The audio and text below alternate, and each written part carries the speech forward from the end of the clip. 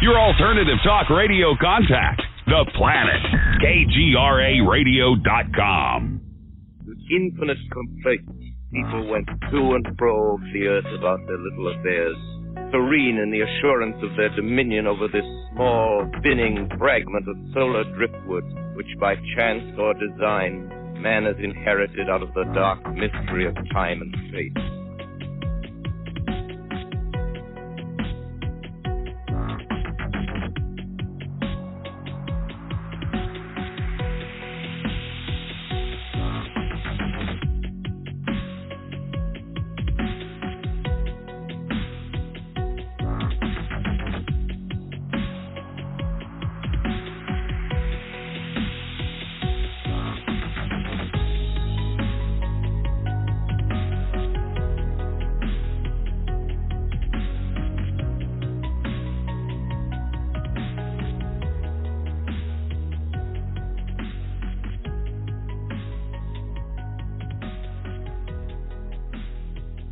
Into the Fray with Shannon LeGros, 200 episodes in, and what do you know? Am I surprised? Actually, no. I'm looking forward to the next 200 episodes. In fact, I'm looking forward to the next 2,000 episodes.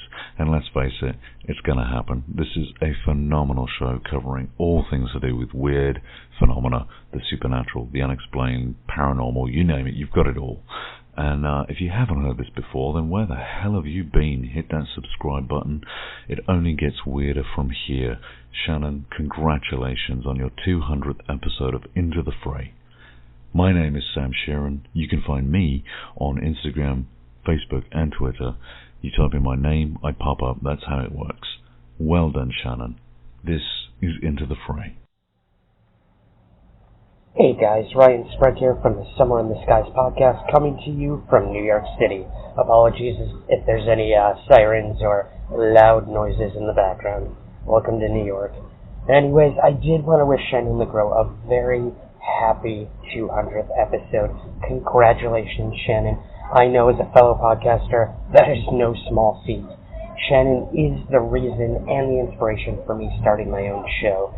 So thank you for that, Shannon. I know that there's only more good stuff to come from ITF and the entire Into the Fray family. I can't wait to catch up with Sam Shearon and Shannon, Vance, Jennifer, everyone over at the ITF family. So, Shannon, again, wishing you a very happy 200th episode. You asked me to include anything I'm up to. Well, I'm still doing the show, Somewhere in the Skies. Weekly podcast. You can find that on all podcast outlets and at somewhereintheskies.com. Other than that, please check out my new television series, Mysteries Decoded, premiering August 13th on the CW network. Just check your local listings for that. We go UFO hunting, ghost hunting, cryptid hunting, you name it, we're out there doing it. And again, couldn't have done any of that without Shannon. So Shannon, thank you. We'll talk soon, and let's keep diving deeper into the fray. Shannon, it's John Olson from Stranger Bridgeland. I just wanted to call and congratulate you on 200 episodes. Into the Fray is awesome. I so much appreciate listening to it, and I appreciate you and all of your hard work. Can't wait to come back and talk to you next month. Congratulations, and keep up the awesome work. Thanks, Shannon. Hi, Shannon. Mark from Erie, Florida here. Got an older story that we're revisiting for an upcoming project. Wanted to share it for your 200th. Congratulations. This one involves UFOs and aliens and nothing to do with Area 51, but another Air Force base. This goes back to the late 70s, mid to late 70s, and told to us by a harness horse jockey, rode in the sulkies.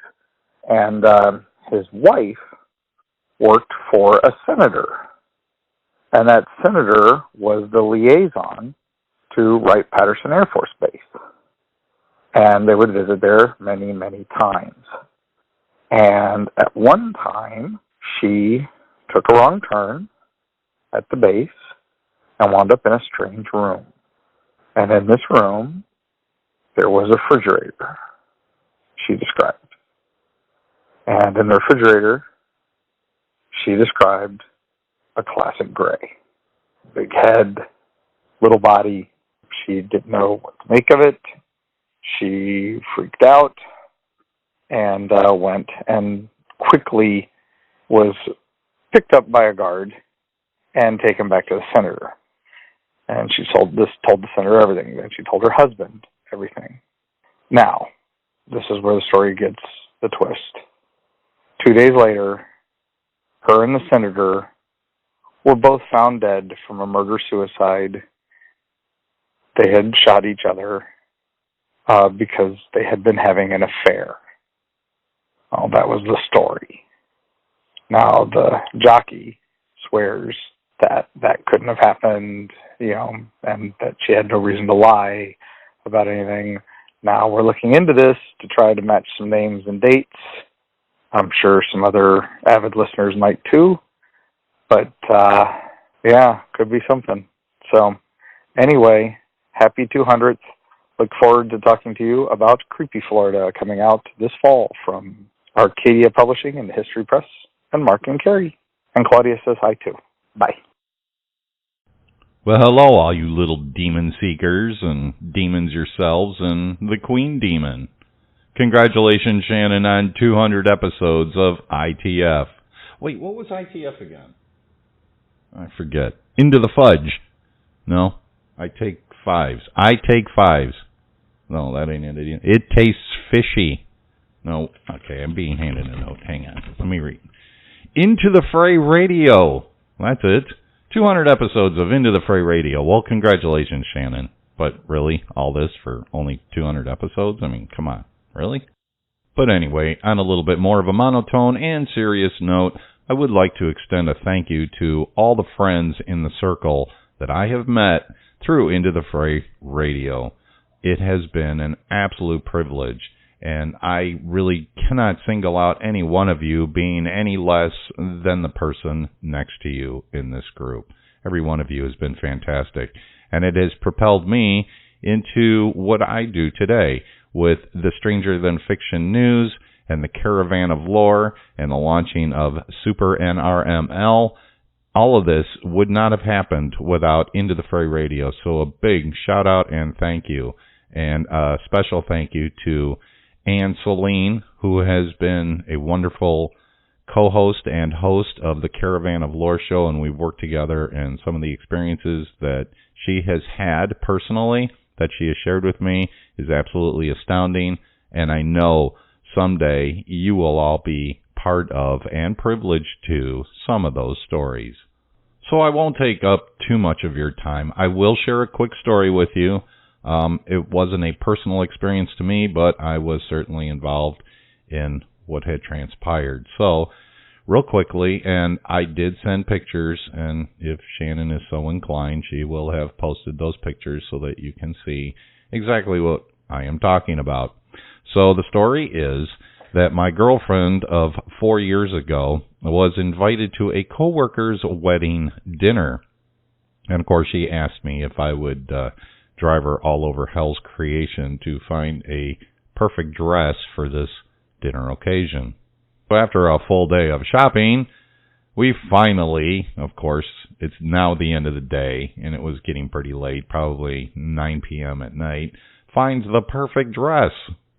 So, all ecstatic that she was, put the dress in the car and dropped her off at her home in Sandwich, Illinois. And yes, that's the name of the town, Sandwich, and it's spelled the same way.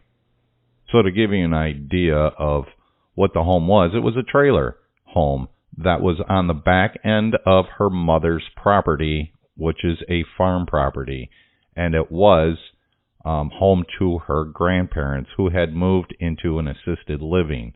So her grandparents are still alive. So she moved in for a little bit of independence. So it was a fully furnished apartment in a trailer for her. So when I dropped her off, I let her know, I'm like, hey, when you try on the dress, send me pictures. And I went home. And she had sent pictures to me of her in the dress because she was a little self-conscious for whatever reason to try the dress on in the store. She figured if it didn't fit, she would bring it back to that store. But fortunately enough, she was smart enough to know that the dress did fit and it looked wonderful on her. Well, knowing the layout of the trailer itself, because I helped her renovate it to kind of upgrade from the grandparent-looking type of style into a little bit more of a modern-looking style for her.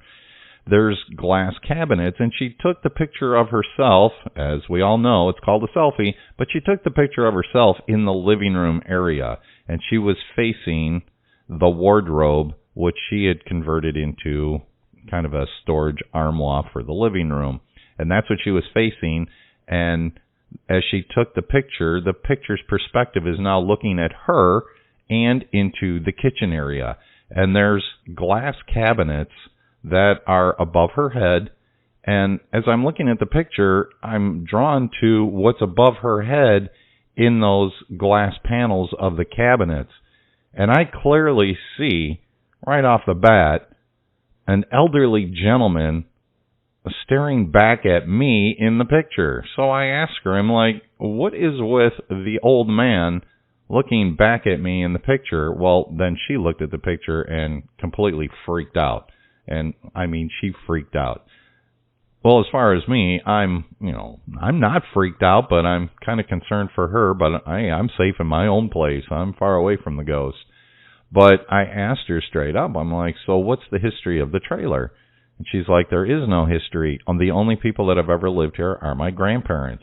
And they bought it for themselves on the back of the property and gave the house to their daughter, which is her mother, so that, her mother could take care of her parents out on the property, and it wasn't as much of a house to take care of. So there was no nefarious activity that went on in that trailer home. So I believe it was either the following day or maybe one day later. Specific time frames a little hard to remember. But I brought my phone with the camera on it and spent the day there. And I took pictures probably every hour, hour and a half in the same perspective in which she took the picture. And none of the pictures that I took, and I even took some with her camera phone as well, none of the pictures, and we tried to, kind of correlate the same time of day, which was at night. It was probably 9:30 p.m., and took pictures around the same time because I wanted to create the same type of environment and same type of lighting that photograph was taken in. Nothing even comes close to representing that same type of reflection in the glass. Moved a little bit. I tried to analyze it. She tried to figure it out too. But she did say that there was some strange activity that would happen in the house, strange noises, things would fall over. Could it be coincidental or just the fact that it's a trailer home and maybe doesn't have a solid foundation? Who knows, but it really kind of left her unsettled. So I refer to that as the sandwich ghost, just because of the fact that, it's the sandwich ghost. And, of course, I would like to hear your opinions on what you think you might see in that picture, or if you have seen anything similar to that. I will make one notation to the photograph. There were 2 construction lights and a lamp that were in the kitchen that lit it up like the surface of the sun, which was kind of irritating because the kitchen was being renovated at the time. So in the picture, it's kind of deceiving. Makes it almost look like a daytime photograph, but I can assure you it was taken at night. It was just very bright in there. Very difficult to go in there and make a sandwich without being blinded. So if you do have an opinion and you would like to send it to me, feel free. Vance A. Nesbitt, Facebook Messenger, or post it wherever. I really don't care, but I would be interested in your opinion because all opinions matter with a money-back guarantee. Congratulations to you, Shannon, again on 200 episodes. I tip my hat to you, even though my hat's not nearly as nice as yours, my lady. Hey, Shannon, Jason Lowerprice here. Just thought I'd share a story for you for your radio show. I got a few stories, but I'll share this one with you. This one took place in Whitehall, New York of 2018. This was on August 7th at around 10 p.m. A driver was driving along Route 4 He was on his way into Vermont when he spotted a creature crossing the road. The witness described the creature as being 6.5 to 7 feet tall, black, covered in hair, very small neck, large shoulders. As he was approaching the creature was on the right side of the road, and the creature turned his head, looked at the driver kind of like he acknowledged that there was a car coming. He turned his head around, stepped over the guardrail, and disappeared into the woods. Now, the driver wanted to remain anonymous due to fear of ridicule. However, he did contact one of the local researchers in Whitehall. The researcher did go out there the very next day. Tracks were found. A plaster casting of the tracks were made, and it was documented. Ironically, that there was another sighting there back in September 29th of 2006, less than a half a mile away from that very same location. So there seems to indicate a possible migration path through there. So just thought I'd share that with you for everyone out there, and keep your eyes in the woods. Hi, Shannon, and congratulations on your 200th episode. Hey, I got a little short story I'll share with you. Way back in 1987 in Kentucky, summer of 87, I was between my junior and senior year, and my younger brother was still in middle school. Well, him and his friend was camping out what we called our orchard. We had 20 to 30 apple trees, cherry trees. So growing up, we just called it the orchard. So they had a tent down there, and I was going to sneak up and scare them that evening. So about 10:30 at night, we always watched Johnny Carson every night because we didn't have cable. And after his opening monologue, I decided, now's the time. I'm going to go down there. Now, my dad was already asleep. He'd been asleep for an hour, and Mom, she wasn't going to go outside after dark. So I slipped out there, went out the other side of the house. We had a security light on the side we parked the trucks and the cars, but it wasn't real bright. But I didn't want to come that way because I didn't want them to see me. So I come around the other side of the house and went from tree to tree and ended up getting down there, jumping on their tent, trying to scare them where they wasn't in their tent. They figured I was coming. They was outside going to ambush me. Well, anyway, we all laughed, and they said, well, where's Dad? I said, well, Dad's in the bed. And they said, well, we seen you coming, but we also seen somebody else coming. We just figured it was Dad. I said, no, Dad's sound asleep. I said, you just seen my shadow. It's like, no, we saw your shadow, but this was 30 yards behind you. When you would move to one tree, it would move to the tree you just came from, or building. There were several things I hid behind making my way down there. Well, I thought, well, y'all just saw my shadow and got confused with that. So I go back to the house, watching Johnny Carson. About 20 minutes later, they come running in the house screaming. Something pulled on their tent and almost pulled it down. So that's a little short story. Don't know what it was. It wasn't no Bigfoot, because we had several Bigfoot sightings out in that part of Kentucky. Whatever it was wasn't much taller than me, and I'm just shy of 6 feet. They thought it was Dad. I don't know. Anyway, just a little short one. Anyway, again, congratulations on 200 episodes. Thanks. Bye. Hey, Shannon. This is Matt Sheng out of Pittsburgh, Pennsylvania, and I am co-host of a podcast called Moth Boys. We talk about cryptids and conspiracies, the unknown, all that good stuff. You can catch us every other Monday on, wherever you listen to podcasts. So I have a very strange story for you. I grew up in western New York in a little town called Asheville. It has a population of about 2,000, I want to say. I grew up camping and hiking, just in general, being surrounded by nature. So whenever I went back home, whenever I visited my family, my buddy and I would go night hiking. This is where we would start at sundown, sometimes a bit later, hike a while, and then set up camp. So one night, I can't really remember, but it was in spring, some odd years ago, and we had hiked 3 or 4 miles, decided to set up camp. We ended up near a marsh with a big old pond in it. So we set up camp, and we were sitting near the fire we had built when we started hearing large objects being thrown into the pond right near us. And then all of a sudden, one of these large objects were thrown next to us. So we now knew that it wasn't beavers. So we packed up real quick and hiked a couple more miles, set up camp. And later that night, when we had the fire and our tent all set up, we decided to put out the fire, go to sleep. Much later that night, we heard something come into camp, and it was just shuffling around, and I could hear it breathing, and it was making a wheezing sound, like it had some sort of respiratory issue, some sort of, maybe it was like sick.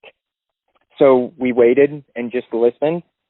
The thing kind of walked away, and it walked. It didn't. I've had bears right near me, and it just didn't feel that way or sound that way of a bear running off. And so we just stayed up the rest of the night, and as soon as the sun had come up, we decided to leave. I've been back to that area a couple of times, not to that exact same spot.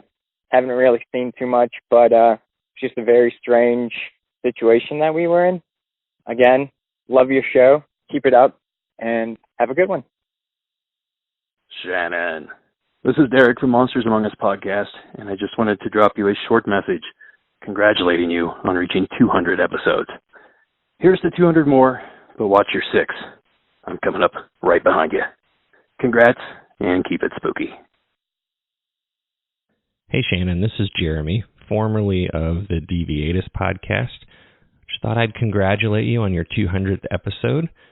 I'm currently living in Southern California, and I've been having a lot of activity in my home. Word of caution to anyone looking to get into the paranormal or investigations, or just being involved in the topic excessively, I guess. These things can follow you home. And we moved here back in August of 2018, so less than a year. And I keep an online journal of the things that have been occurring with times, dates, kind of descriptions of what's happening, as well as who witnesses the things that happen. It's now up to 5 pages of 11 font text on a Google document, and I wanted to share some of the highlights with you. So we do hear voices throughout the house, mostly at night. We hear them while we're awake, as well as when we're asleep and they wake us up. They started with just hearing my name. I would hear, I'd be sleeping and I would hear like a whisper, a really loud whisper next to my ear, say, Jeremy. And it would shoot me right up out of bed, and I'd look around and, of course, nobody's there. Now I'm hearing what sounds like a toddler's voice say, Mommy. Sounds like a little girl, maybe 4 to 6 years old. My daughter is now 14, and her voice doesn't sound like that anymore. We also keep experiencing what seems like the TV coming on. From our bedroom, you can look out the door, and the TV light reflects off of the hallway. So, middle of the night, we'll wake up and see, a light pattern reflection that changes just like the TV would be on. We even hear volume from the TV. We get up thinking maybe the kids are up at some ungodly hour of the night, and no one's out there and the TV's off. We've had other experiences like different types of pressure on our bed. Feels like a cat is walking on your bed. So you'll be sleeping there and you kind of feel this, and I think, oh, it's just my wife moving. But I roll over and she's still, and I still feel like little footsteps. Sometimes we also feel something push up from underneath our mattress, and that freaks me the hell out because it's a strong force in it. It's almost pushing up so much that we roll. If the force is in the middle, we roll towards the side of the bed. Both of us will. We have objects that are going missing or just moving. There's only certain things that go missing, and it's mostly kitchen things. Now, we moved in with 8 small bowls as part of a large set, as well as 8 large bowls. All 8 small bowls are gone, and 6 of the large bowls are currently gone. We keep having to buy new dishware. All of our glassware is gone. We used to have glasses, drinking glasses. They're gone. They're missing. Now we've broken a couple, but I think there was at least 10 of those that are gone. Tupperware containers will disappear, which is odd. We still have all the lids. We just don't know where the container portions are going. We've had prescription medications go missing. We've even resorted to witnessing one another placing them in our drawer in the kitchen, like saying, hey, I want you to watch. I'm putting this in there. And within a week, they disappear. It's getting expensive, really. On 2 occasions, there would be... we found items in the middle of our kitchen floor when we woke up in the morning. One was a pill. We just woke up and there was a pill in the middle of the kitchen floor. Another time, same location, there was a fork.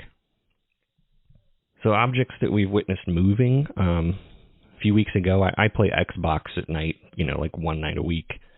And I was playing wireless controller, and my son's got a Wii U, and he sets his controller on top of the Wii U inside our cabinet that my TV rests on. So I'm playing Xbox, and I see his Wii U controller come off of the Wii U, fall on the floor, and slide towards me under our coffee table. Now that's about 4 feet. My wife heard it crash, and it made a loud noise when it fell. I can't explain that. I had been sitting there for at least an hour. Nothing was moving, and even if it just fell somehow, we have earthquakes out here. I don't recall having one that night, but even if it fell, it wouldn't explain it sliding toward me. Our bedroom door will open on its own. We have fans in the living room. We don't have AC, but we have plenty of fans throughout the house. Our fans will fall over in the middle of the night. Not while they're on. We turn them off at night. We just hear a crash and we go out in the living room and the fan's tipped over. Last Saturday, I went out to the living room to get coffee in the morning, and my wife was awake at the time looking at her phone in our bed. Well, she fell back asleep and woke up about an hour later. She couldn't find her phone, so she got up and she saw it at the foot of the bed on the floor next to our dog's crate. So speaking of our dog, our dog normally barks when people walk by on the sidewalk outside, like outside our front door. But every once in a while, I'd say once every month or two, she will stand at the living room, at the end of our hallway and look down the hallway towards our bedroom and start barking. She normally loves to hang out in our bedroom. It's where she sleeps in her crate. Also, if we're both watching TV in there, she'll go up there and kind of lay on the bed next to us. But when this happens, I'll walk down to the end of the hall and kind of investigate, look around. Of course, I don't see anything, but she will refuse to walk down to the end of the hallway. It's kind of an inconsistent thing, but it's happened a few times. We have also seen apparitions in shadow figures. My wife saw a blue mist in our kitchen, and what she described as a shadowy figure in our room, our bedroom, move across the floor and go into my closet. She said it looked like a miniature smoke monster from Lost, and it was absolutely quiet, didn't make any noise. Last week, my daughter said she was getting ready in her bedroom. She was looking in the mirror when she saw what she called a black blob dart behind her and go under her bed. Now, this was in the morning. I was already at work. She refused to go back into her room until I got home and checked it out. Now, back in May, my wife and I were both awake, and we'd been talking in bed on a Saturday morning. She goes into the bathroom that's connected inside our bedroom, and at the same time, I got up and went into the kitchen to pour my coffee. When I was pouring my cup, I saw some movement kind of to my left, down that hallway that my dog barks down, and I witnessed a full-body apparition of an elderly woman with really long hair down to her waist. No lights were on in the house except for the one in the kitchen and the one in our bedroom. So the bedroom light was pretty dim because the door was pulled to. This was around 6 a.m. Now, I saw her walk into our bedroom, and, her movement was really, kind of strange. I would say, she walked like an old woman, very, very tiny steps, but the distance she would travel with each steps was like she was gliding. It was very quick, She went a long distance per each little step. She didn't make any noise. So, when I saw her duck into our bedroom, I turned to walk down the hall, and that's when she popped her head out and looked at me, kind of around the corner, and then ducked it back in really quick. I think that one freaked me out the most because my daughter used to say in our old home that she used to see a woman pacing outside her bedroom. Old woman with long hair. So I don't know if this was the same thing that followed us or what, but either way, I went into our bedroom to see if I could find anything. My wife was still in the bathroom, and she did not really understand or have any awareness of what just happened, and I just didn't have the heart to tell her. Now, my wife and I have both been grabbed when home alone. My wife's woken up with scratches and bruises. I've got pictures of those. We've got a lot of stuff. I'm taking a break from any investigating in hopes that this will die down. I love paranormal stuff, but I don't like it in my house. I don't want it affecting my family because they don't share my enthusiasm. I do have a few EVPs that I've caught here, but honestly, like anytime I pursue any sort of effort to document these things, the activity gets worse. I've saged, doesn't seem to do anything. I can keep you posted offline if you want, but that's what's going on in my home. It's really kind of crazy. You also gave me permission to plug my new podcast coming out in September. Though it is paranormal related, it's all going to be fiction based. So I'm thinking that's kind of like an out to still, talk about this kind of stuff without actually addressing it in my home, if that makes sense. My podcast is going to be short story in format, kind of horror related. It's called The Storage Papers, and the teaser is live now for anyone who likes audio drama podcasts. The feed is already on Apple Podcasts, Spotify, and a ton of other players. And right now you can follow Instagram or Twitter at Storage Papers for any updates. Thanks so much for letting me share, Shannon, and keep up the great work for the show. For anyone listening who is not currently an insider, I highly recommend supporting Shannon there, not only because you'll have a ton of extra content, but it really doesn't cost much to support the show. And I can tell you from personal experience that a lot of time and effort goes into producing a podcast, especially one where you interview other people. Shannon did not pay me to say that. I am an insider myself. So please, Shannon, keep up the great work, and I look forward to hearing the next 200 episodes. No pressure. Hey, Shannon. It's Jennifer Ann. I wanted to call to congratulate you on your 200th episode. Hard to believe that you're nearing 4 years on air. It seems like it was only last year that you were celebrating your 50th. Into the Fray, the Phrazies, the Ass Peeps, have become an amazing community. It's proof that there is so much out there beyond us, beyond what we could possibly fathom, and to see everyone come together from all over the world to say, wow, I experienced something similar. There is a lot of healing in that. I have to say, I tried to think if I could come up with a favorite episode or favorite episodes, but I couldn't, as each episode brings with it an awe-inspiring, hooking energy that just brings me back for more. So in conclusion, thank you, Shannon, for giving us all the gift of Into the Fray Radio. Hi, Shannon. It's John from Ringing of the Bells. I heard Whitley Strieber say he's not believed.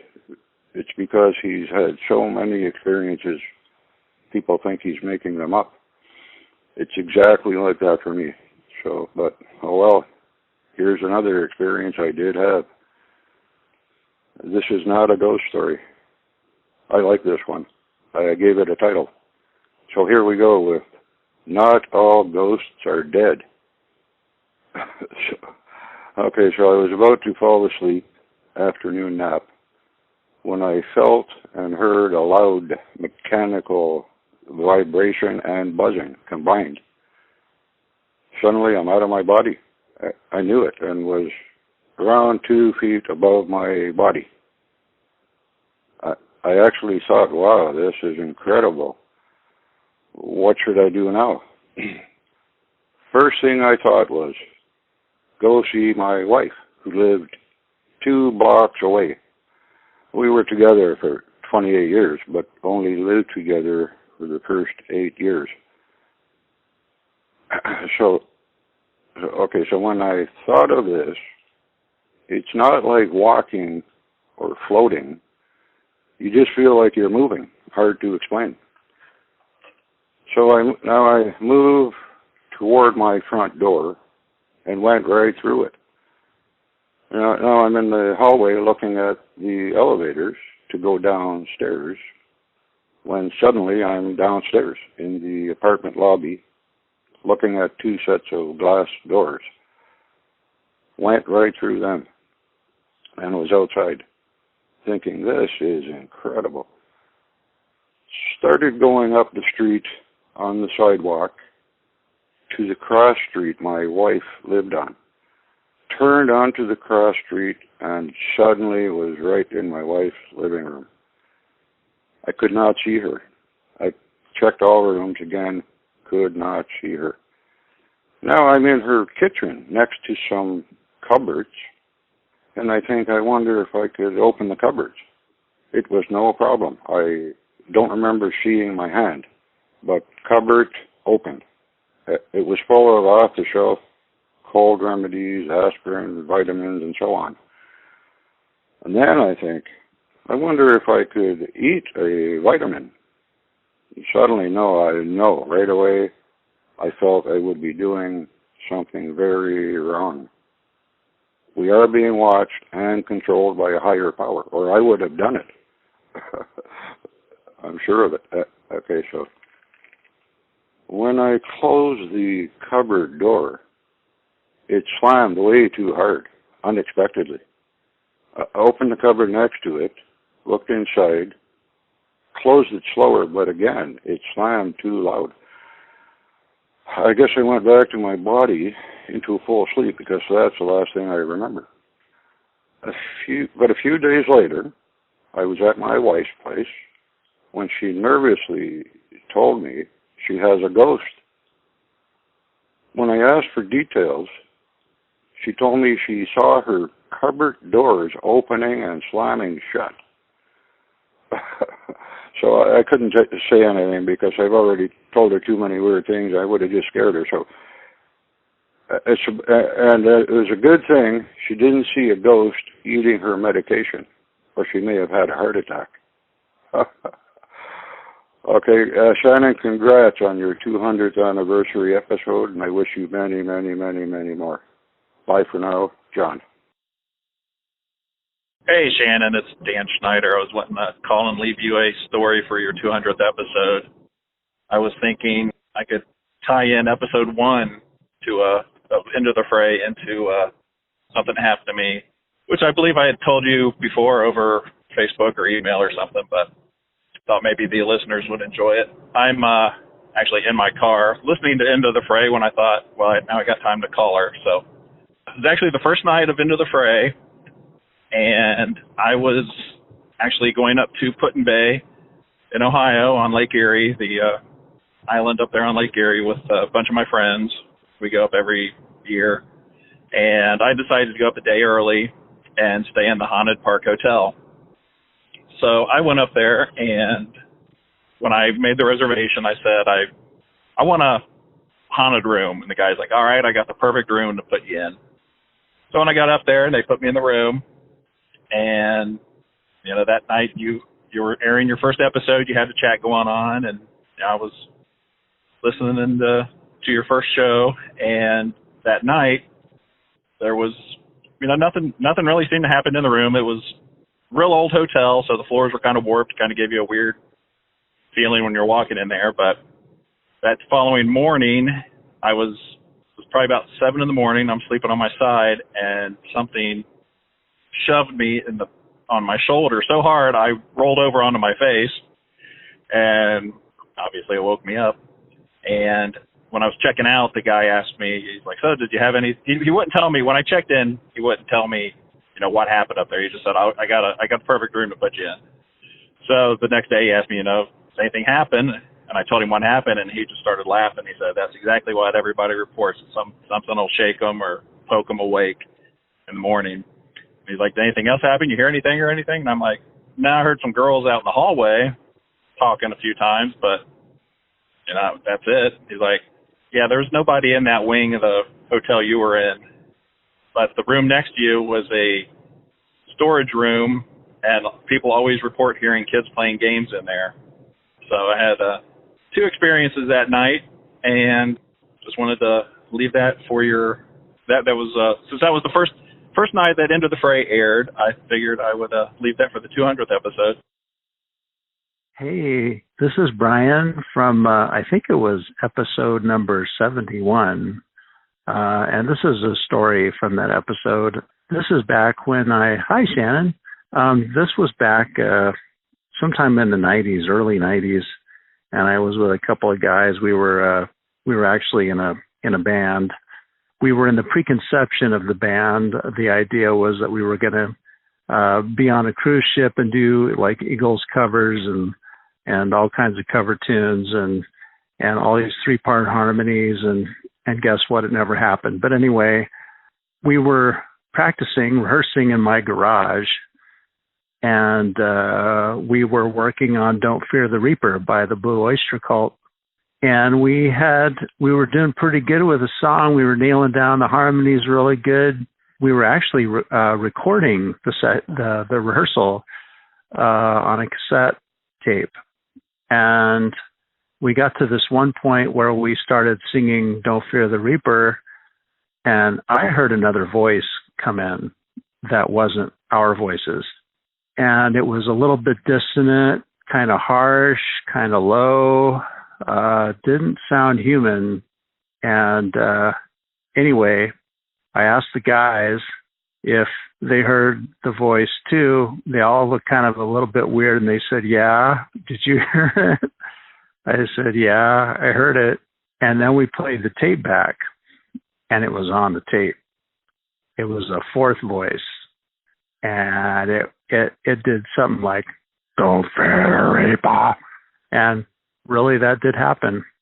And I played it for my wife at the time, and so she heard it and she remembers the story. And the next morning I played the tape again, and the voice was gone. Kind of strange, huh?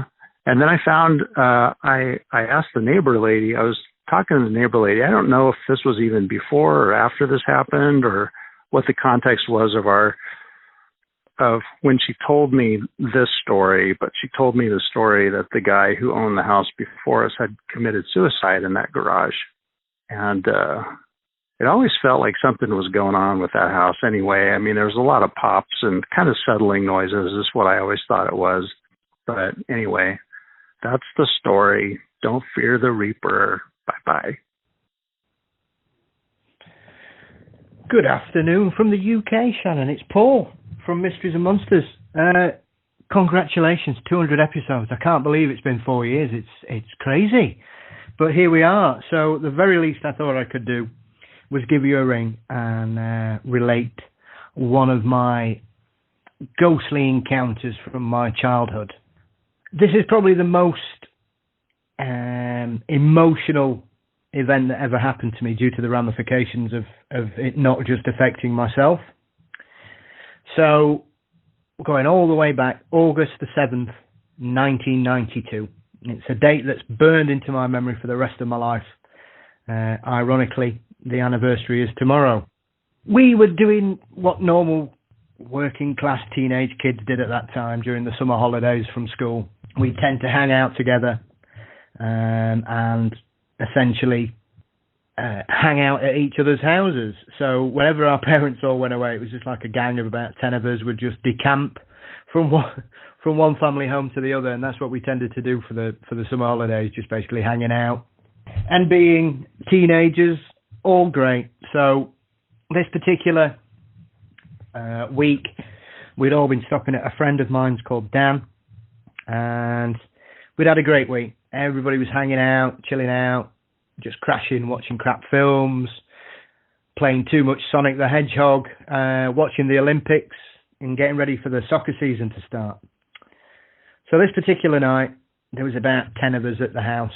Dan and a guy called Dave and my best mate John decided to go into town for a few drinks. I wasn't bothered as the oldest there. a grand old age of 19. I said, I'll stay here with the rest of the guys. I'll be the adult in charge. And essentially the Olympics were on. So, and I didn't really fancy going out for a couple of drinks and miss the Olympics because, like I say, I love my Olympics. I still do. So off they went. And then 2-3 hours later, they came back. Dave was really tense, really angry. There'd been some kind of altercation in town. What was never really clear. Dan and John were very blasé about it. They didn't seem to think anything had kind of gone on. But Dave was adamant that this kid had been disrespectful and rude. So all this to-in and fro-in, it's probably about 11, 11:15 at night. And he goes, Dave says, right, that's it, I'm going to go back. I know where this kid lives. I'm going to drive around there. I'm going to have a word with him. So everybody's like, no, don't be daft. You know, there's nothing we can't sort out tomorrow. Let's just calm down. Everybody chill out. Sleep on it. We can sort things out on the Saturday morning. No problems. You know, let's just leave it alone. It's Friday night. It's late. Come on, just put it to bed. But Dave was adamant. He wasn't going to leave it, and he was getting himself more and more wound up. So my best mate says, "Well, if you're dead set on going, then let's do it. Let's go." And a couple of other kids in the car are going, in the room, are going, yeah, we'll come. And now both these lads who were going to go with him were both 15, I think. So they were quite young and babies of the gang. So we were obviously quite protective about them. And that's when things got really weird. I can't describe the feeling. I'll just relay what happened. To try and give you some kind of overview of what went on. So all I can remember is, clear as day, I heard a female voice by the side of my ear simply say, if they go, they'll die. And I was like, ooh. And every hair on my body stood up. Absolutely just goosebumps. It was like the heat. It was like walking into a walk-in freezer. It was as if someone had sucked all the heat away from my body. I just felt so cold. And every hair on my arms, the back of my neck, I was just tingling. It was the strangest sensation I've ever had as an adult. Well, only just. And they're still to-ing and fro-ing. And I just said, don't go. If you go, you're going to risk it. And they're all like, oh, what are you being so dramatic for, Paul? You're just being stupid. Come on, we're just going to go. And then the voice occurred again, and this time it was sharper and it was more intense. If they go, they'll die. And I just lost it. I just basically went, you know, you've been out, you've had a couple of drinks. I mean, I think in the end he'd had 3 Budweisers, which is, you know, hardly a great deal, even in those days. And eventually I managed to convince the 2 youngest not to go. But my best mate, 6'4", you know, built like an outside toilet, wasn't bothered. They were going to go. And I could not stop them going. And I started feeling so much worse. But by this point, everybody else in the house is beginning to think I've lost it. You know, I've lost my mind. I'm just being stupid, overreacting. And they set off to go. And as they left, I said, if you leave now, you'll not come back. Neither of you is going to step foot over that door frame. And this voice is at the side of me. If they leave, they'll not step foot. They'll not come back over the threshold. They won't step over the threshold. They'll never come back. And I was in a frenzy. I was just nothing I said, nothing I did. You know, I can't keep a 6'4" bloke from doing what he wants to do. You know, they're adults at the end of the day. What am I? You know, this might happen. And at this point, like I say, everybody's like, oh, you're just being an idiot, Paul. Just leave it. Just let him go. You're just showing off. You're trying to get the centre of attention. It's all about you. So things were a bit frantic. And I was in bits. I wasn't crying, but I was really emotional. I was angry. I was frustrated. It was as if nobody was taking me serious. And I'm trying to explain to them, without saying, oh, yeah, I've just heard somebody talking in my ear, because obviously that's really going to convince people. I just said, I've just got an awful feeling something bad's going to happen. Anyway, they pulled me off, and off they went in the car. And by this point, it's probably about 11:20. So we'd been having this to and fro for about 10-15 minutes prior to them leaving the house. I'm in bits. I've never felt like this and not had a reason to grieve. It felt as if I'd lost something. I've never had that feeling other than, when you find out you lose a dear friend or a relative or something like that. It was akin to that. There was like a grief that I was feeling that was incalculable. I couldn't understand why I felt so bad. It was as if all the positivity and the energy and the power had just been drained from me, and I felt awful because I knew 100% there was nothing anybody could say to me, Shannon, that would convince me that something bad wasn't going to happen at all, whatsoever. I knew that something was going to happen. I couldn't tell you what. I just knew. So they'd gone. It's 11:30, Friday night, August the 7th. And everybody else has left now. So there's me and Dan and a few of the other kids. There's probably about 8 people there. Everybody thinks I've lost the plot. How could you say these things? What the hell's wrong with you? Are you losing your mind? What on earth is going on? Listen, I know you've because I've had a tough year. There was a lot of stuff going on in my personal life. So everybody just thought I'd just lost it. 15 minutes later, the phone rings at Dan's. And as soon as it rang, I said, they've crashed. Everybody's like, oh my God, what's wrong with you, Paul? Why are you saying these things? It's awful. It's as if you want them to have an accident to prove you're right. I mean, this is the worst ramification of it all. Because whatever was about to happen, I was not going to be looked at in a good light, whatever way. So my friend answers the phone, Dan, and all he got was this woman screaming down the phone. Dan Branham's had a crash. Dan Branham's had a crash. There's been a terrible accident. Dan Branham's had a crash. And he's like, what are you talking about? I'm Dan Branham. And this woman's like, I've been told to call. Dan's told me to ring you and say that there's been a crash. They need help. And the look that Dan gave me, it was as if everything had just changed in 20 minutes. The whole atmosphere in the house just went through the floor. I'm stood there. I mean, what do you say? I mean, I tried to explain the reasons what had happened, why I'd got that feeling, without basically telling them that someone had told me in my ear that they were going to have an accident. And everybody was... It's the strangest feeling in the world when you say something awful.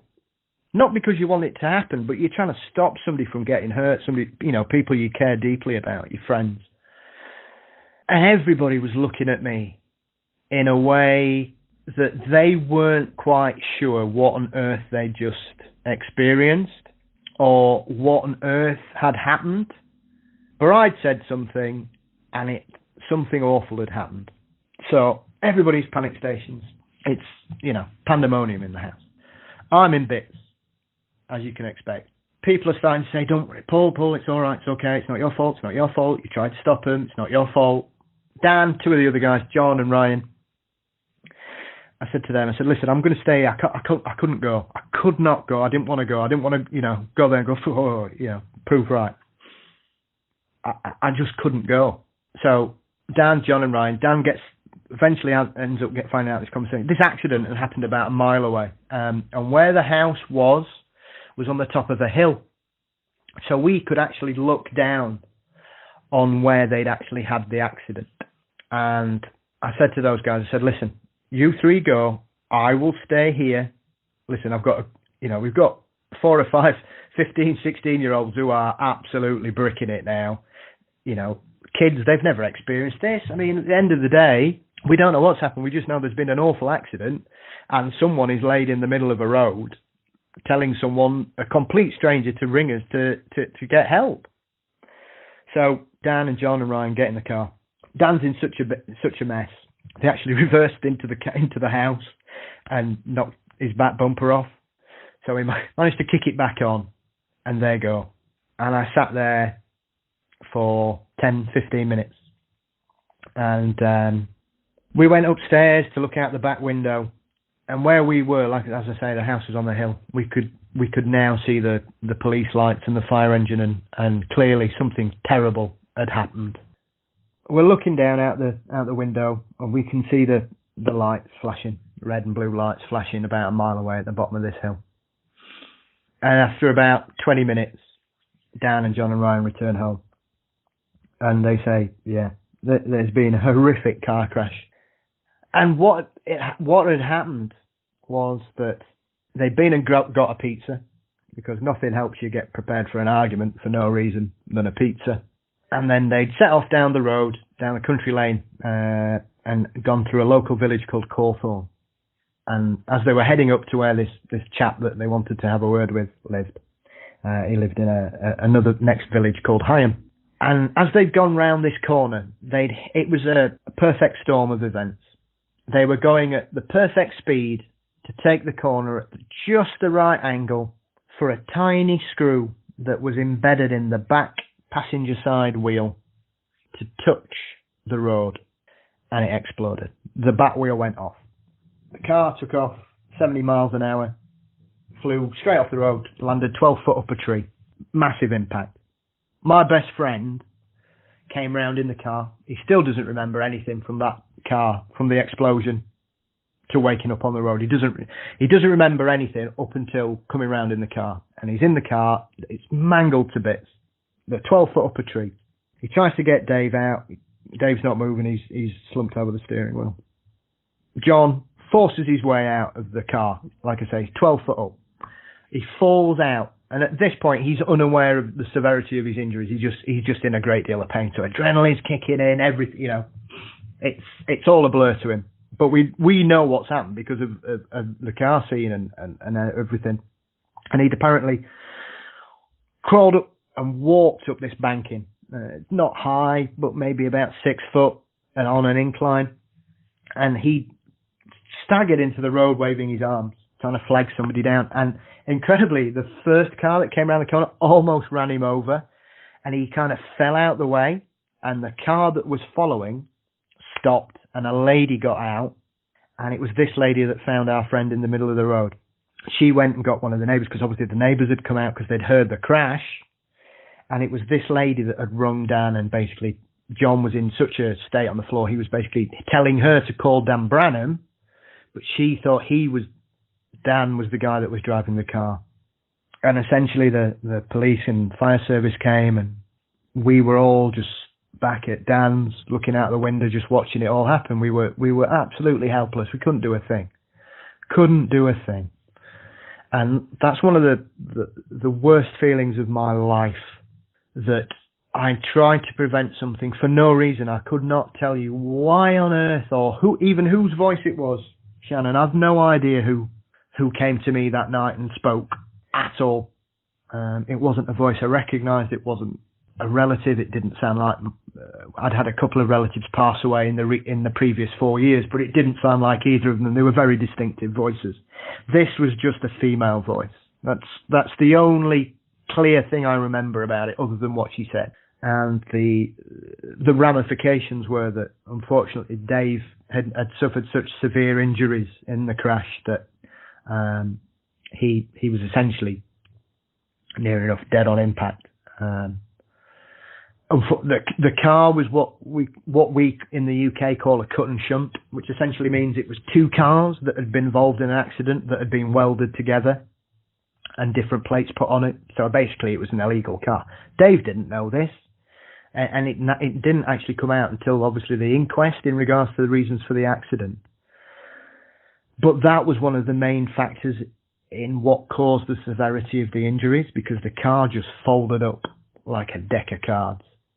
So fortunately, John was taken to hospital. Ambulance came, and apparently all he did was scream my name because he just wanted me to be there, and that just made me feel even worse. When Dan had told me that John had been screaming for me and asking me where I was, and I was a broken man by this point. Everybody's on edge. Everybody's everybody's in shock. And we just couldn't do anything. And then about 4 o'clock in the morning, police turned up just to confirm that, unfortunately, David died. His family had identified his body due to the crash. It needed clothing analysis. And we were unaware. John had suffered severe injuries as well, but we were obviously unaware of the severity until we went to visit. We couldn't go and see him till the next day. So we went to see him on the Saturday. And when we got there, John's injuries were such that it makes the story even more remarkable that he was able to get out. He'd broke both his legs, and let's not forget he'd kicked out a car door, fallen 12 foot, crawled up a banking, walked into the middle of the road on 2 broken legs. He'd broken several ribs, his arm, he'd ruptured his spleen, he'd suffered major concussion, cuts, bruises. It was really touch and go. He was basically in an induced coma for the first 3 days, both legs in pot. It was just awful going to see him. And I just broke. I could not. I think I cried for about 5 hours. And I just couldn't get it in my head what had gone on. It's probably the strangest thing that's ever happened to me. It really shook me to my very core. And for a long time, stupidly, I blamed myself for what happened. I wasn't sure if I could have done more. I know I couldn't. Everybody says that I couldn't. So I had this burning guilt that just ate away with me over the next 10 to 15 years. And every time the anniversary came round, I dreaded the day. I hated it. It took me all the way back to that night. Every time, didn't matter what I was doing, where I was, who I was with, wherever we were. As soon as it got to about 11:30 on the 7th of August, I was in bits. And to this day, I've never had an incident as intense or as similar as that. You know, I've had funny feelings and I've seen a few things and, you know, lights going off and electrical things changing. But I honestly think that night changed my life. I think it saved me because within about 4 weeks, I could not cope. The guilt was just eating me up. And I bumped into a friend. He was working at a pub in a city called Leeds, and he just basically, I turned up to see him, and I'd not slept properly for a month. I'd not really eaten for I just basically burnt the candle at both ends for about 4 weeks. I think I weighed about 7.5 stone. So I was not in the best of health, and essentially he refused to let me leave, and didn't keep me as a prisoner, but essentially realised that if I left, I would probably not last very long because I was just in such an emotional scramble. I didn't know left from right and up from down at that point in my life, Shannon. So they kept me there, and I never really came home after that. It like I said, it just changed my life. But the whole scenario, like I say, to this very day, I can play it in my mind as if it was yesterday. Still can't explain. I've no idea who the person was that came to me that night, why they were so insistent. Was it a relative of John or Dave's that was trying to talk to me? I wasn't aware of anybody, but obviously with my experiences of growing up in a haunted house as a child, and my family, my grandmother being a psychic and a white witch, and obviously we were very spiritual in regards to the paranormal in my family. Maybe I was the only person that was listening that night, because it was such an intense voice. Could it have simply been a hunch manifesting itself in a vocalization? I don't know. I don't think it was. I've had a couple of things over the years since, but I've done whatever I can up until the last couple of years to not let those things in or make my mind open to these communications, shall we say. And it's only kind of the last couple of years I've kind of come to grips with what happened that night. I understand it wasn't my fault. I understand I couldn't have done any more to do what I did. John made a full recovery, incredibly. and we are still the best of friends, and I love him very dearly. But it's one of those events that just changes your life, and the ramifications, like I said at the beginning, it sent us all. It was kind of the end of being a kid. After that, nothing was ever the same again. I moved away, found myself in Sheffield, and fell in love with the beautiful Steel City, which is still my home to this day, almost 27 years later. So, yeah, I just thought I'd share that. I've only briefly discussed it once on my show when I had a chat with Ian and Brennan from the Ghost Story guys, and we kind of touched on it, but I've never really gone into it in as much depth before, and I think for everything you and your show's done for me over the last few years, and the inspiration for me to start my own podcast is probably your fault, LeGros.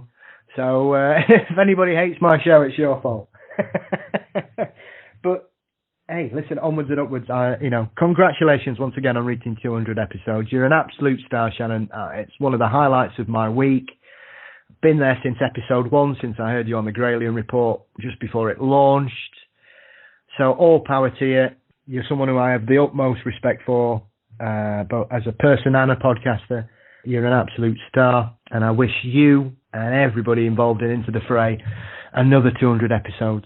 Thank you for everything and all the shows. It's really helped me through some tough times before I kind of came to grips with embracing the weird person I am. And that's probably all down to you as well, Shannon. So listen, congratulations. Here's to the next 200, and take care. I will be continuing with Mysteries and Monsters. It's going frighteningly well. I'm not really sure, though I'm not getting any emails accusing me of not being English anymore. But I am starting to see a few more strange emails, and ironically, I got an email off someone the other day, which I will send you a message about offline. But I think we've joked about this online on Into the Fray previously. So yeah, you take care of yourself, Shannon. It's an absolute pleasure to be part of this, and I hope I'm back in time to make 200. So you take care and all the very best, and here's to happy 200 to all the listeners. Hey Shannon, hey everyone at ITF. My name is Jay. I am the host of the podcast Now Paranormal on Spreaker.com. I am calling in. Happy birthday, Shannon, by the way, because you said hopefully this will air then. I am calling to tell you all my encounter. When I was 13 years old, I had what I believe was a race with an alien. It was insane. I lived out in the middle of nowhere. So to give more context, I was 13 years old at the time. I wasn't on any medication. I wasn't doing drugs, experimenting, any stuff like that. But we lived in the middle of nowhere. The small town that we were a part of, we lived 30 minutes away from.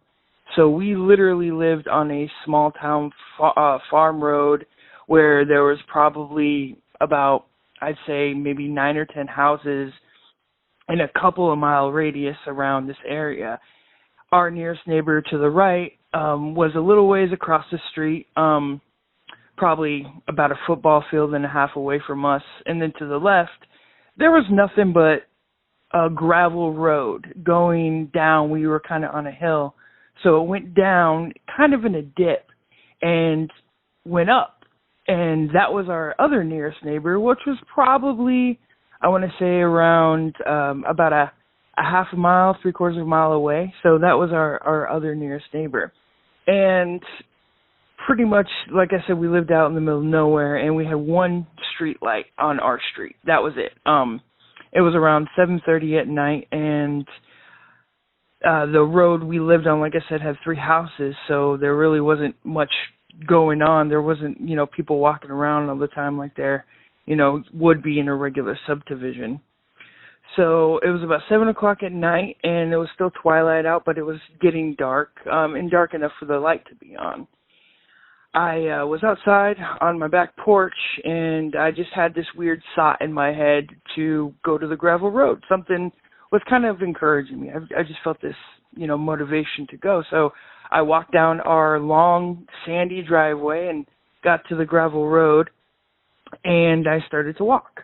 But about a minute in, I saw what I thought was a person, standing in the middle of the road where it dipped. So it was a ways away on that road I was talking about. And I looked down and I saw what I thought was a person. So I figured, at the time, we knew everyone. So I was going to walk towards them and maybe go say hi. Then it got a little weird. I was barefoot. I didn't have any shoes on. And as I got about halfway from where I was, I heard the words in my head, clear as day. It said, let's race. That's all I heard. And then all of a sudden, the figure that I saw, it was dark. It was kind of like a silhouette. It wasn't a full person that I could see. And then all of a sudden, that figure darted towards me, and I turned on a dime and just started running as fast as I could. And the dark figure at this point, it ran past me. I felt the wind literally run by me, and all I saw was a pair of mantis-esque legs right next to me. It ran with me for about 10 seconds, but the weird thing was, as we got closer to the light, it fell back. So I didn't really stop to look behind me. I kept running as fast as I could, and I ran up the driveway and ran to my house. And the first thing I did was tell my mom. And one of the weirdest little things about this was when I was running up the driveway, I heard a voice in my head, and I as clear as day, I heard the word say, thank you. And we got in the car. When I got into the house, I told my mom. I was all over the place, and we drove up and down the road, but there was not a person or an animal in sight. And it was, to this day, one of the most vivid encounters I could, ever remember. And it was just insane. I have a photographic memory, so for me to kind of add things in isn't how my brain works. But awesome. I hope that was creepy enough for you guys, and congratulations on your 200th show. Hi, this is Jonathan Barber. Here's my story. Well, back in the late 90s, a buddy and me were having a campfire back bush. We used to go back there every once in a while to have campfires. And one time we were coming back late at night, around 11 o'clock at night, from having a campfire. I was walking by the river. It was dark out. We didn't have a flashlight. As we were going forward on the path, I told him I had a funny feeling, this really strange feeling. And he really listened to me, because earlier, in the week, when we had a campfire and we were coming back, I told him I had a funny feeling, and lo and behold, we ran into a skunk a few feet from us, which was hilarious, considering that usually those feelings, something a little more dramatic happens. So anyways, we were walking, going around this bend, going away from the river, into the bush more, to come out onto the road and actually go home. And I heard something moving in the bushes, and he heard it too. And so we turned to our left, and I said to him, it's probably a fisherman. So I said, hey, how's it going? And all of a sudden, something the size of the Incredible Hulk goes smashing, not over and through the woods, but not over the woods, like not over and around trees and stuff, but through the woods, like an Incredible Hulk punch or something. It just went smashing through the woods. My buddy fell on his butt just from the impact of the whole situation, and the thing plowed right into the river. And I could hear these giant boulders that they have on the beach here, because this is in South Ontario, right? And there's a lot of boulders and stones like that around on the surface area, more than most places. Anyways, we heard them getting kicked like footballs, like nothing. And we didn't know what the heck it was.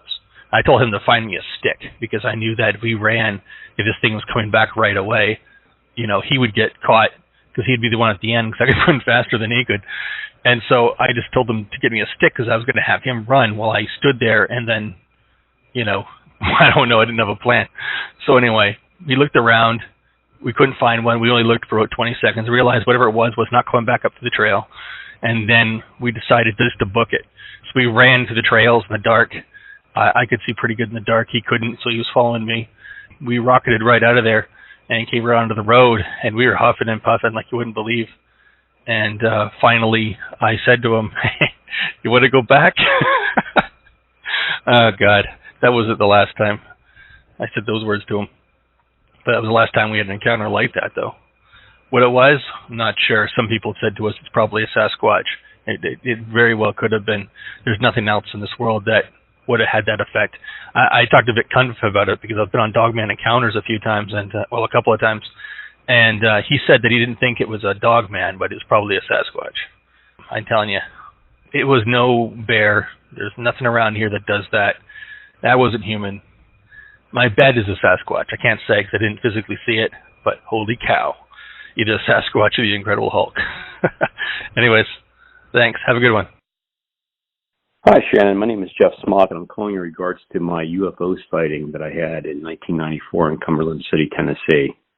At the time, I was working as a safety manager on a construction project that they had going on there. And what the construction project entailed was renovation of the coal-fired boiler. So this happened in October of 1994. It was I was working the night shift, and prior to going out there, I inside the boiler to see where the construction was going on. I'd make my round through all 6 levels of the boiler itself. So I just started my rounds, and I was on the 6th floor of the boiler when I'm standing there and I'm gazing over to see the sun go down. And as the sun's going down over the horizon, looking probably towards the western side of Cumberland City, standing there, and I'm watching the sun go down, and I'm noticing as I'm staring in that direction, this what appears to be a black triangle. The triangle itself, though, is inverted, meaning that the point of the triangle is at the bottom, and the what would be the bottom of the triangle is at the top. So it kind of appeared to be a V shape, if you will, in appearance. And I'm looking at it, I'm thinking, am I seeing what I think I'm seeing? Because I was staring into the sun, watching the sun go down. I thought maybe I'm having a problem with my eyes. But as I'm staring at it, it's becoming closer and closer to me in appearance. And being on the 6th floor of that boiler, I'd probably say I was probably anywhere between 100 to 150 feet up in the air. And as I'm staring at it, it's coming towards me, and it starts to rotate, meaning that it's tilting towards me, and I'm beginning to see the top half of the triangle itself. And what I'm looking at doesn't appear to be anything that should be normal. It appeared to be cut on the front portion of the triangle, so it's kind of like a scoop mark. And the top half of it appeared to be like a crescent shape in appearance. And as I'm looking at it, in the middle of it, there's a black metallic circle, which was surrounded by 2 rings. And the one of the rings that was immediately around the black circle was copper in color, and the outer ring was silver. And they seem to be rotating in opposite directions. And as it's tilting towards me and I'm looking at the top of this triangle, the thing was huge. It had to be at least 300 feet in diameter. It's not making any sounds. It's slowly drifting by me, and as I stated, I was probably anywhere between 100 and 150 feet off the ground. This thing was right in line with me as far as my line of sight goes. And it got close enough that if I had the old cliche saying, if I had to use a baseball, I could throw in the baseball and hit it. And it's not making any sound, and it's just slowly drifting by me. And as it gets to the point where it's past now my right arm, it begins to rotate again. And it rotates in the fashion that it's now looking like it had first appeared, being the inverted black triangle. And as I'm watching it drift past me and move off into a northwesterly direction, it appears to go over the top of the power lines that were in place at the time outside of Cumberland City, leading from TVA off in the direction towards Fort Campbell, Kentucky. So do I know what it was? Absolutely not. Have I ever heard any stories of anybody seeing anything similar? No, I haven't. It could have been a military experiment. It could have been something from God knows where. But I've never been able to encounter or read anything that somebody's had a similar sighting. So if anybody is out there listening and you've had a similar sighting, I sure would love to hear about it. Thank you for your time, and I love your show. Take care. Hey, Shannon. It's been a while since I've called in. This is Nick from Indiana. I was in 2 previous episodes, just so everyone knows, the 40 Gambit and the Oath with the Trees. I got a couple stories I'd like to share, just weird stuff in the personal account from a friend from my Oath with the Trees story who isn't with us anymore. And please keep in mind I stutter, so please bear with me. So, as I've told before, my whole neighborhood is a paranormal hotbed. There is just weird stuff that happens all the time. And lately, while I babysit my mom and dad's house, anytime my fiance comes over, weird stuff begins to happen in the house. For instance, whenever we're like in my bedroom or downstairs, we get the random smell of a horrible sewer smell, but it only happens when she shows up, and as quickly as it comes, it disappears, and there's never a source of where we can find it. Also, our basement door will sometimes open after being closed, along with my sister's door. Now, my sister's room, there's weird stuff going on, and not only will her door open and slam. Now, keep in mind, this happens when my mom and dad aren't home, or her, but we'll hear her voice calling Mom, and then we'll hear her calling for Mom faintly again, and then her same voice coughing. Now, we also often hear banging in her room, like someone is stomping. She always stomps all over the house, doesn't care, but the time this happened, she was not home, and I opened up her door, and she's not there. This last story I'm going to tell is a very hard story, because he was a dear friend. In fact, he was like a little brother to me. We'll call him Jay, but if you recall, my friend Jay and I, as I told in the story on the episode, The Oath with the Trees, I took him out to the woods. About a few months to a year, he ended up taking his own life. Now, the man had many demons, both literally and physically. He would always tell me that he was being stalked by something he called the Reaper's twin. Now, he was a medium, and this thing, he said, claimed it held ownership over his soul. I don't know how true it is, but he said he would constantly see this thing. In fact, there was a time him and I were out walking around my uncle's woods at night, and he freaked the hell out. He just seen this thing, and he said, "Oh my God, it's out here." And he told us to get the hell out of there now. So we got out of there. And then I remember one night he called me in tears saying he was stuck in his truck, that there was a black figure with a huge black dog that was standing in the cornfield across from his house. Well, it's not a cornfield. It's a field, I should say. I didn't mean that, but he said this thing would stalk him a lot too. In fact, the only thing he said that kept it out of his grandma's house was his grandma's spirit. Now, Jay had a lot of substance abuse issues. He was an overall good guy, but he had his demons. And I know for a fact that these things took advantage of his suffering and led to him taking his life. He was a dear friend of mine, and I'm still at a loss for him doing it. He helped me with my issues, my spiritual issues, and I helped him, or I tried to, but it seems I didn't do enough, and it eats away at me every day. So, for everyone listening, if you or someone you know struggles from substance abuse, invite them to get help.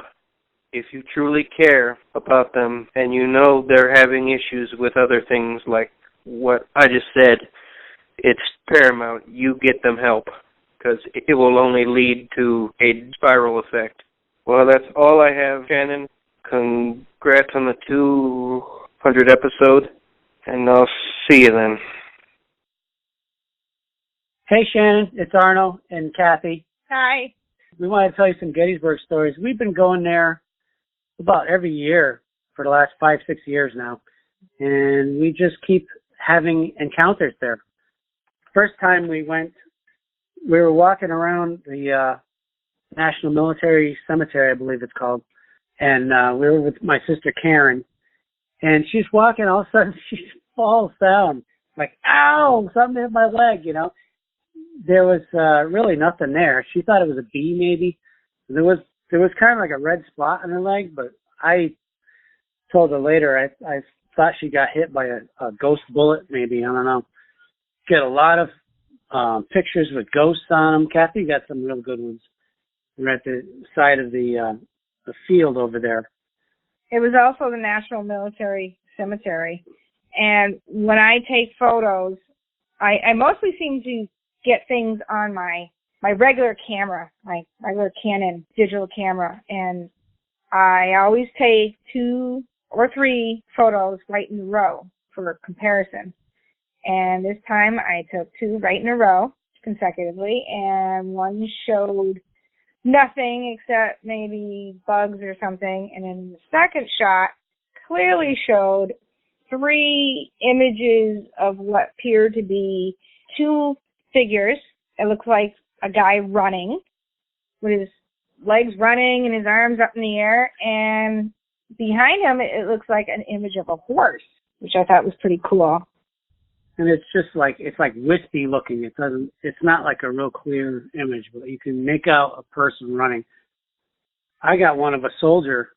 We stayed at the Gettysburg Hotel, and while we were on the tour once, they said people had seen soldiers they thought were reenactors, but they weren't, and they were in the wood line. So I took a bunch of photos, and I was blowing them up. I'll post the pictures after, but one of them I was blowing up the background on the wood line, and I'm looking, and I see a figure standing there, like a soldier, and you can see the outfit and everything. We had gotten a grandson a set of those little army men from the Civil War, and there's one in the exact same pose, and you can like see the outfit and everything. There was times we stayed at hotels like the Fairfield Inn. We're all ghost hunting. This is like 12:30 at night. Everyone's down in the other end of the building, and I'm up filming this little window where they have a hidden room where they used to hide the slaves. They put a window in so you can see it on the side of the attic, and it's like I'm filming this, and all of a sudden I hear this woman go, "What are you folks doing?" And I'm like, "Oh crap, somebody's like pissed, like the hotel worker or something, or like a maid or something." Well, it was like somebody was yelling at him. I mean, the innkeeper. Yeah, I thought there was like some innkeeper that was mad that we were all walking around and. But it said more than that. It said, "You know what?" Like somebody was like really mad. Like, "You know what? I'm gonna kill you." I don't know what. You know what? And we didn't want to find out. I stopped and I was like, "Oh my God, somebody's mad!" And I'm like listening, and then I don't hear nothing. These guys were all on the other end of the hotel. I guess Ghost Lab got some images of a shadow person in a mirror over there in the room that they were in. I was on the other end of the place. And in the morning, we find out we were like the only ones in the hotel. It was like some older couple, and they were like into ghosts and stuff too, and they were telling stories. And there was one cook, and he was the cook, the waiter, the innkeeper, the maid. There was one kid did everything, and they only come in the morning. Yeah, he wasn't even there. So we were the only ones up at that hour, and nobody else was. So it couldn't have been any of the guests. And this last time we stayed there on the 4th of July, right after the fireworks. We went there, and we were down in the lobby, and we had this ghost app on the phone. Kathy and Karen both have it's kind of like a voice box, and it'll say random words, and it said mommy, and then it said child, because I guess there was a couple of kids that haunt the place. If you leave a ball outside in the hallway or something, they'll play with it. And then it said exercise, like exercise the demon and not like exercise a workout. So that was like, okay, that's creepy. I don't know how to respond to that. It's a little unsettling. Yeah, unsettling is the word. There's also Sachs Bridge. Got some stuff from Sachs Bridge. This time we were down there. We usually go there, but this was the only time we got anything. We actually went on the anniversary of the battle, July 3rd. And it was after midnight. Yeah, and this was the day that all the Confederates walked out of town over that bridge. And we started getting names. Again, it was some kind of ghost app I had downloaded on my phone. And just a barrage of names started popping up. Names like Benjamin, Samuel, Christopher, and names like Nancy, Mary, Isabel, which are all really, old names. And this one named Aaron came up, I think, more than a couple of times. And we were talking to a few people there, and they said Aaron also can be referred to Ireland. And in an old-time kind of language. Yeah, and there was other things that popped up after Aaron. It said red. It said drunk. And somebody said, well, that sounds like an Irishman. I'm like, okay, no stereotyping there. But it was just funny the way all that stuff was popping up. Then somebody was there, this family was there, and they said, oh, there's another bridge down here called the Suicide Bridge. So we walked over there with them, which is kind of odd. We don't really do that, but they were into ghost hunting, and they were all involved. So we walked over there with them. Then nothing happened over there. So we walked back to Sachs Bridge, and right when we got over the threshold of the bridge, it said back again. So it was like, oh, that's creepy. And more names started. And then more names up. came up, and we did that for a while. And when we left, we were like, okay, we're finished. You can't follow us home. Whoever's there needs to stay there. And then it said finished. And then it said Catherine.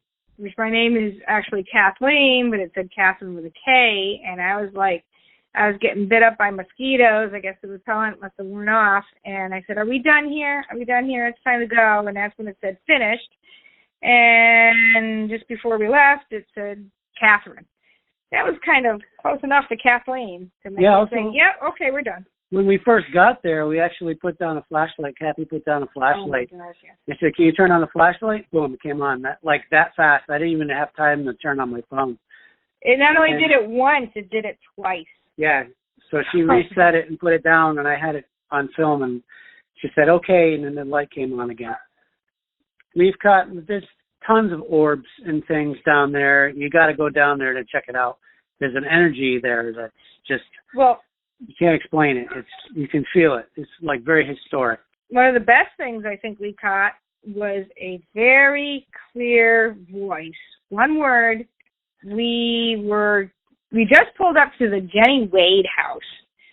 We were sitting in the car with Arnold's sisters and myself, and we had just parked the car, and I switched on a EVP I had on my phone, an app, and this is what we caught. I'll play it for you right here.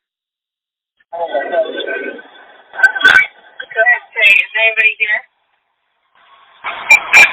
So I don't know. It's a British woman's voice, and it says hurry, right before she even says anything.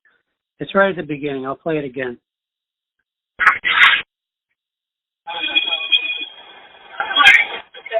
Is anybody here? So we went there this 4th of July. We're at the Jenny Wade house again.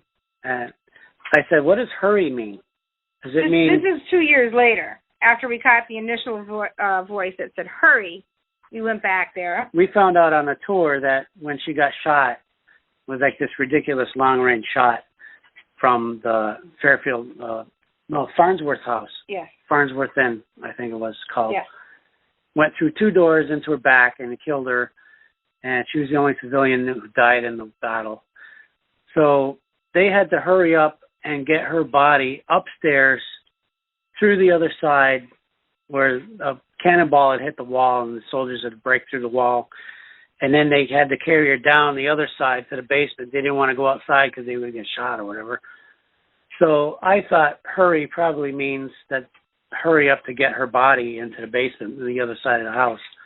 So when we were there, I said, what does hurry mean? Does it mean hide the body? And I got yes twice, like yes, yes. After that, we're walking around town, and we went to these 2 old abandoned houses. They're behind the Dobbin House, which is also haunted. And one of the tour guides told us before that if you ever want to get really good stuff, you go to these 2 houses. They were going to make it parking lot for the Farnsworth Inn, but the town didn't want them to, so they're just sit there abandoned. And they get all kinds of activity there. We're going up to the house, and we're got our phones ready and stuff, and Kathy's like, oh, there's no basement window. Take some pictures in there. I'm doing that, and she's like, hey, this porch door's open. I'm going to push the door I'm the brave take a one picture of the when I open the door. So I did. I opened the door. She's going up the stairs really and the steps, and right when she's touching the door, her voice app says birds, and she like freaks out and runs down the stairs. It was the funniest thing ever. But we're walking around there, and we go, well, how are we going to get back to the car now? It's kind of late. The town closes down at like 9. This is like almost midnight. We're walking back up this street, back to the Farnsworth house, and our car is across the street from that. And we're coming up to that. There was 4 of us in our 4 group. of us. Karen and her boyfriend were there with us, too. We're coming up to the Farnsworth house, and we hear drums. All of us heard drums. All of us. Distinctly heard drums. Kind of like military marching drums, kind of. And of course, the first thing we think of is like, oh, there's a reenactment going on. There's somebody, I thought it was somebody in a car or something, but there's a little back alley behind the place where, like a little gravel street where you can park your car behind the... It was actually near the stream that I was kind of showing them around, our friend, that only about maybe 35 years ago, they found skeletons in this little tiny creek or brook nestled in between all these houses, and that was the last... So we heard drums. That's where it happened. It was near water. But anyway, go ahead. We heard drums, and Kathy says, who is that? I saw some guys walking across the street. There was about 3 or 4 guys walking quickly through the parking lot all together, and I just looked up, and I could see them through, I think it was some trees and a fence there, and I could see them through the fence, and I went, come on, let's hurry up. So I went right over there. I was only like 20 feet away, and I walked right over there, and the back of the building had like chain link fence around it, and there was a driveway that had a stockade fence all around that. There was nowhere for these guys to go. Couldn't there figure was no out escape. what There was happened. nowhere to, I was right there. I could have saw them. And I saw these guys. It was just for just a few seconds, and I saw they had a gray drum with them. And it's like I turned a corner around the bushes, and I went over there instantly, and there was nothing there. I mean, there wasn't even an escape route. There was nowhere for these guys to go. So that was something weird. That was really weird. Hi, my name is Ashley. I am from Michigan. I used to babysit for a couple in their 20s, and I was by myself with the child and their dog. All of a sudden, I put him down for our bed. I saw something at the end of the hallway with eye shine. I assumed that it was the dog, so I called her name. She came from the living room, which was the opposite direction of where I was seeing this figure and eye shine, and she started to growl. And when I finally, refocused to see what it actually was, it was like a figure on its hands and knees, black, almost, not a shadow figure, but more of, I don't even know, like human shape, but odd, and the eye shine was red and greenish. I went in to the room, grabbed the baby, and went back out in the living room because I wasn't sure what it was. So I called the father and asked him to come home, but there was something in the house, and I did not want to be there by myself. He came home and he told me that the previous owner of the house had shot himself in the back room where I had saw the figure.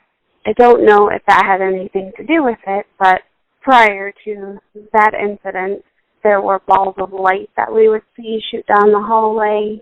There were also strange noises that we would hear. And my friend got pushed off the couch at that same house.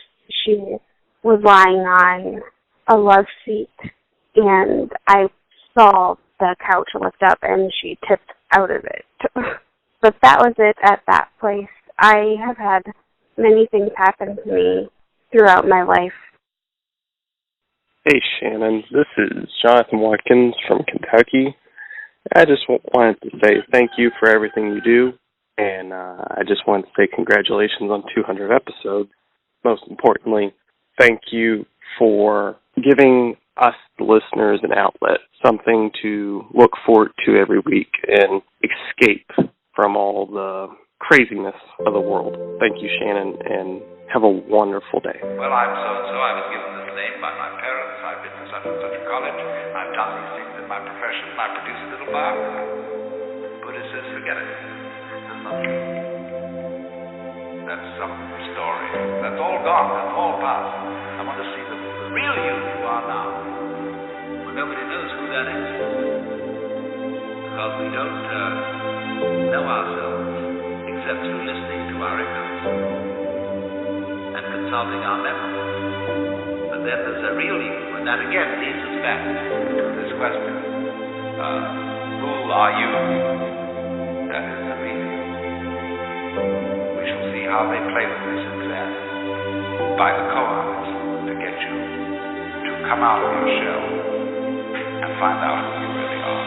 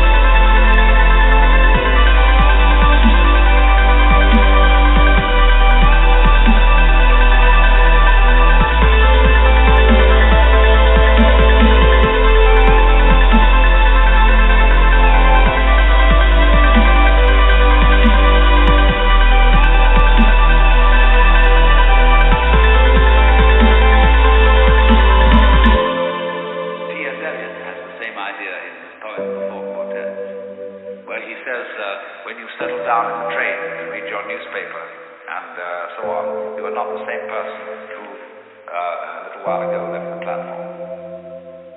If you think you are linking your moments up in a chain. And this is what binds you to the wheel of birth and death. But when you know that every moment in which you are is the only moment, this comes into Zen. A master will say to somebody, get up and walk across the room. And he comes back and he says, where are your footprints? They've gone. So where are you? Who are you? When we are asked who we are, we usually give a kind of recitation of a history.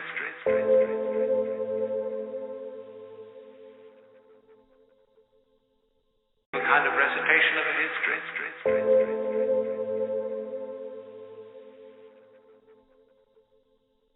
A kind of recitation of a history.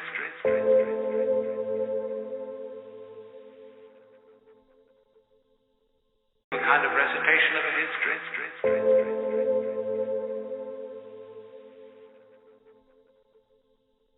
A kind of recitation of a history.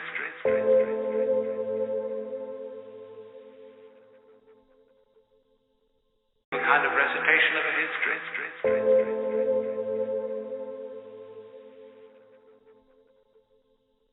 A kind of recitation of a history.